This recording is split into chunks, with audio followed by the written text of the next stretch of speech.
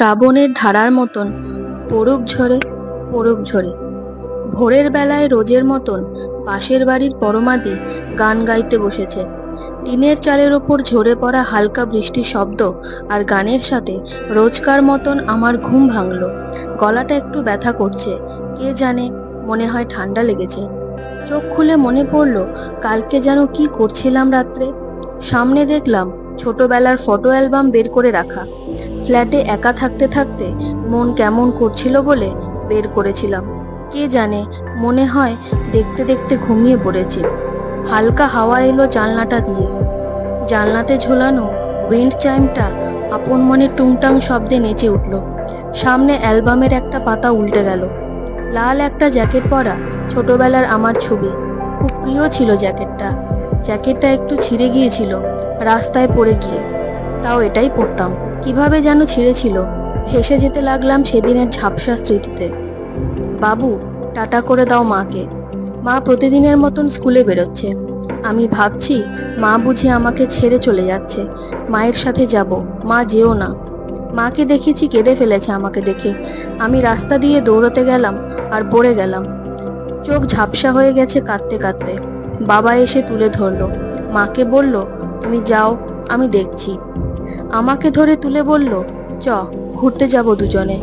হাতটা ধরে তুলে জামা ঝেড়ে চোখ মুছতে মুছতে চললাম বাবার হাত ধরে। সেই শুরু। তারপর থেকে রোজ বাবার একই কাজ ছিল। একদিন বাবা দেখি বাইরে থেকে ফিরে এসে বসে।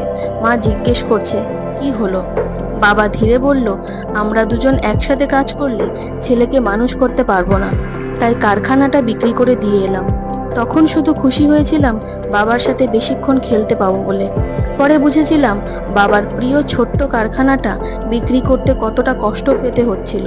আর সেই সময়ে যদিও উম্যান্স ইকুয়ালিটি এসব শব্দ খুব বেশি প্রচলিত হয়নি, তা সত্ত্বেও বাবা মাকে বলেনি চাকরি ছাড়তে। যুগের থেকে হয়তো খানিকটা এগিয়েই ছিল মনোভাব। কি খেয়ালে ভেবে যাচ্ছিলাম, নিচের চায়ের দোকানের প্রেসার কুকারের আওয়াজে ঘোরটা কাটলো। বাবু, খেয়ে নে, স্কুলে দেরি হয়ে যাবে। আজকেও একই খাবার, সেই ভাত ডাল আলু ভাজা, অন্য কিছু দিতে পারো না? মায়ের স্কুল থেকে ফিরতে দেরি হতো বলে স্কুলের জন্য প্রস্তুত করার দায়িত্ব বাবার কাঁধেই থাকতো। রাগ করতাম আমি খাবারের ব্যাপারে, কিন্তু তখন ধারণা ছিল না বাবা আমার জন্মের আগে কোনোদিন রান্না করেনি, তাই অপটু হাতে রান্না হলেও চেষ্টার ত্রুটি থাকতো না। না জেনে কত কিছুই না বলেছি। একটা দীর্ঘ নিঃশ্বাস বেরিয়ে এলো। গলার কাছটায় একটু জ্বালা দিচ্ছে। কে জানে, হয়তো জমা হওয়া কান্না জড়িয়ে আটকে আছে। পরের পাতাটা উল্টে যেতে ছবিটা দেখে মনটা খুশি হয়ে উঠল। মনে হয় অন্যতম সবচেয়ে স্মরণীয় দিন, স্কুলের বার্ষিক পুরস্কার বিতরণী অনুষ্ঠান। ক্লাসে ফার্স্ট হয়েছিলাম। তার পুরস্কারটা পেয়েছিলাম বাবার হাত থেকেই।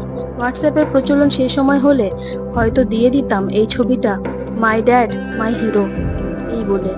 ছবিতে বাবার চশমা ঘেরা চোখে খুশি উপচে পড়ছে দেখেই বোঝা যায়। মনে পড়ে কত পরিশ্রমী ছিল বাবা। আমাকে পড়াতে বসাতো সকাল সন্ধে। নিজে কলেজের পড়া শেষ করতে পারেনি, দাদু মারা যান বলে। তাই হয়তো বেশি করে বাবা চাইতো যে আমি ভালো কিছু করি। ধীরে ধীরে বড় হয়েছি।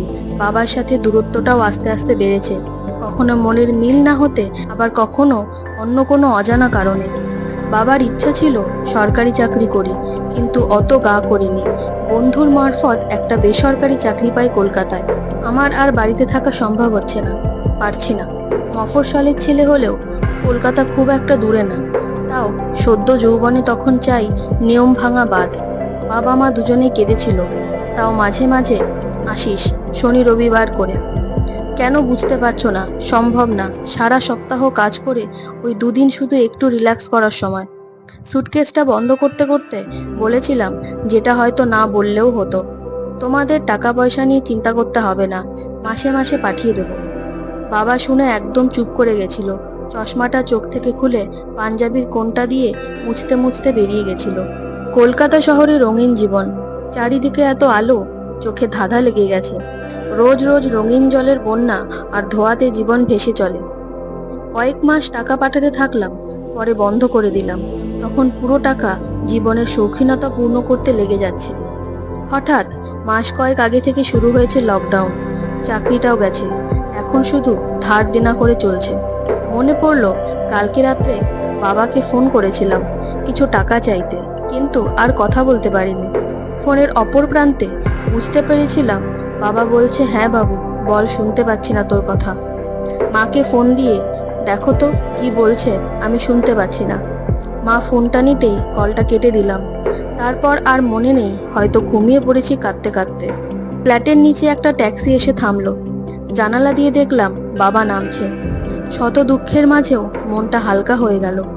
দৌড়ে গেলাম ফ্ল্যাটের দরজার দিকে। দরজাটা খোলাই ছিল। গিয়ে পাটা জড়িয়ে ধরলাম। বাবা, ক্ষমা করে দাও। আজ পর্যন্ত যা যা ভুল করেছি ক্ষমা করে দাও। সব ছেড়ে চলে যাব তোমাদের কাছে। আবার নতুন করে পড়াশোনা করব, লড়াই করব, তোমার স্বপ্ন পূরণ করব। বাবা নিশ্চুপ। উঠে দাঁড়ালাম। কি হলো বাবা? পাথরের মতো দাঁড়িয়ে আছে। বাবা, ও বাবা, কিছু বলছো না কেন?